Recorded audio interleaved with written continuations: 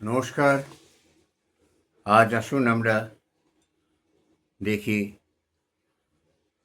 নামতার সপ্ত সমুদ্র আমাদের শরীরেও সাথে সমুদ্র।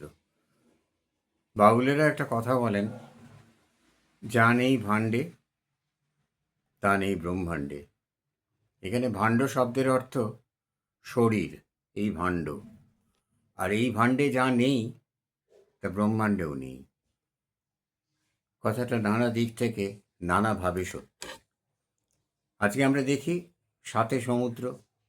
আমরা জানি আমাদের নামতার যে সাতটি সমুদ্র ভৌগোলিক সমুদ্র নয়, অফুরন্ত রসের ভাণ্ডার, সাতটি খাদ্যদ্রব্য: লবণ, ইক্ষু, সুরা, দধি, ঘৃত, দুগ্ধ, জল।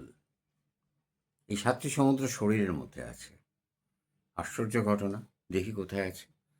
মানবদেহের সপ্ত সমুদ্র হলো আমাদের শরীর থেকে যে বর্জ্য জল বেরিয়ে যায়, সেই জল হলো লবণ সমুদ্র। তাকে বলা হয়েছে শোণিত, রক্ত। শোণিতে আছে ইক্ষু। আর শোণিত সারে আছে, তার ভিতরে যে সার পদার্থ সেটাকে বলা হয়েছে সুরা। মজ্জায় সার ভাগে, যে মজ্জার যে সার ভাগ, সারাংশ, সেখানে ঘৃত সমুদ্র বলা হয়েছে। মজ্জা মজ্জা যেটা থাকে, মজ্জার ভেতরে বলা হয়েছে দধি সমুদ্র। শুক্রে দুগ্ধ সমুদ্র, রসনায় অমৃত। এরকমভাবে সাতটা সমুদ্রের কথা বলা হয়েছে। এখানে অমৃতের জায়গায় আমাদের সাথে আছে স্বাদুদক জল, রসনায়িত জল রয়েছে। শুধু সপ্ত সমুদ্র নয়, সপ্ত সমুদ্র ছাড়া আমাদের দেহের মধ্যে সপ্ত স্বর্গ রয়েছে। যা নেই ভাণ্ডে তা নেই ব্রহ্মাণ্ডে। ভূ, ভুব, দুটি কান, একে বলা হয়েছে। সত্যলোক, কণ্ঠ, কণ্ঠ দিয়ে সত্যবাক নির্গত হয়। মহরলোক, মহ এবং বরুণ, দুই চক্ষু। মহরলোক ছাড়া তো দেখা যায় না কিছু। বরুণ লোক, দুই চক্ষু। তপ ও জনলোক, দুই নাসিকা।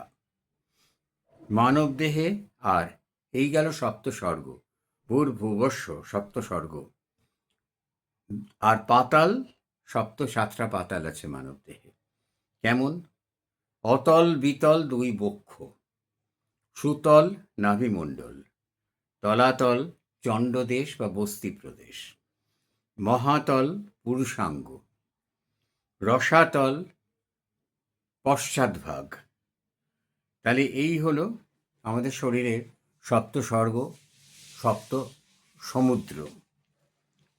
এছাড়া সপ্ত মরুত রয়েছে আমাদের শরীরে। সপ্ত মরুত রয়েছে: আবাহ, প্রবাহ, পরাবাহ, উদহ, বিরহ, সংবহ, পরিবহ। এই যে পঞ্চদেবতাকে দেয়া হয় পঞ্চবায়ু, কিন্তু পঞ্চবায়ুর কথা তো শরীরের মধ্যে আছে, এটা মেনে নেওয়া হয়েছে। দেহ বাতজ ব্যাধি, ধাতুজ, বাতজ, কফ, পিত্তবাত, এই সমস্ত আয়ুর্বেদ মতে বলা হয়। তো এখানে আমরা দেখি দেহের মধ্যে ধাতু কি আছে, সেখানেও সপ্ত ধাতু আমরা দেখতে পাচ্ছি: শুক্র, শোণিত, মজ্জা, মেদ, মাংস, অস্থি, ত্বক। তাহলে এই সাতটা ধাতুও সেখানে আমরা দেখতে পাচ্ছি শরীরের মধ্যে। কি অদ্ভুতভাবে ভাবা হয়েছে, এবং বাউলেরা কি অদ্ভুত সুন্দরভাবে ভেবেছেন জিনিসটাকে। বাউলেরা একা নয়, অনেক শাস্ত্রেই ভাবা হয়েছে, কিন্তু বাউলদেরটা আমার বেশি বিস্ময়কর লাগে এই জন্য যে ওদের সবটাই গুরুমুখী বিদ্যা। ওদের সঙ্গে যেটুকু মিশেছি তো সেটুকু গুরুমুখী বিদ্যা। ওরা কোনো রকম পড়াশোনার ধার ধারেন না, অনেকে অক্ষর পরিচয় নেই, কিন্তু একতারার সঙ্গে শরীরকাণ্ডের কি মিল সেটার ব্যাখ্যা যখন করেন, তখন মনে হয় টিভিতে এনে ইন্টারভিউ নেওয়া উচিত। এরা যদি বুদ্ধিজীবী না হন, তাহলে বুদ্ধিজীবী যাকে। আচ্ছা, সপ্ত লোক শরীরের ভেতরে: মূলাধার চক্রে ব্রহ্মলোক, স্বাধিষ্ঠান চক্রে বিষ্ণুলোক, মণিপুর চক্রে রুদ্রলোক, অনাহত চক্রে মহরলোক, বিশুদ্ধ চক্রে জনলোক, আজ্ঞাচক্রে তপলোক, সহস্রারে সত্যলোক। আমরা জানি 6টা চক্রের কথা, কোনো কোনো মতে 7টা চক্রও আছে। ষটচক্র ভেদ করে ব্রহ্মজ্ঞান পাওয়া ইত্যাদি কথাগুলো তো আমরা শুনতে অভ্যস্ত, এগুলো আমরা শুনি ছোটোবেলা থেকে। এরপর সপ্তদ্বীপ, যে সপ্তদ্বীপ ঘিরে সপ্ত সমুদ্র, এই খোসড়া সেই সপ্তদ্বীপ। দেখি সপ্তদ্বীপ কিভাবে আছে। অস্থিতে জম্মুদ্বীপ, অস্থি জম্মুদ্বীপ লবণ দধি দ্বারা পরিবৃত।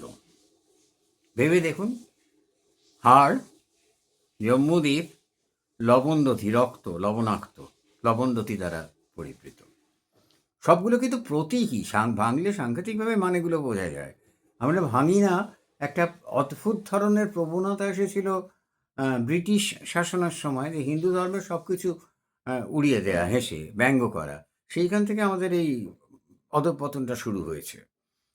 রক্তে শাক দ্বীপ, দধি সমুদ্র, রক্ত প্রাণ রস দধি। সন্ধিতে শালমলি, সুরা সমুদ্র, মাংসে কুশ, ঘৃত সমুদ্র, শিরায় ক্রৌঞ্চ দ্বীপ, ক্ষীরোদ সমুদ্র, লোমে প্লক্ষ, ইক্ষু সমুদ্র, নাভিদেশে শত সাধুদক। তাহলে দেখুন, এখানে সপ্ত সমুদ্রের ব্যাখ্যা রয়েছে। সপ্ত সমুদ্র কিভাবে রয়েছে শরীরের ভেতরে।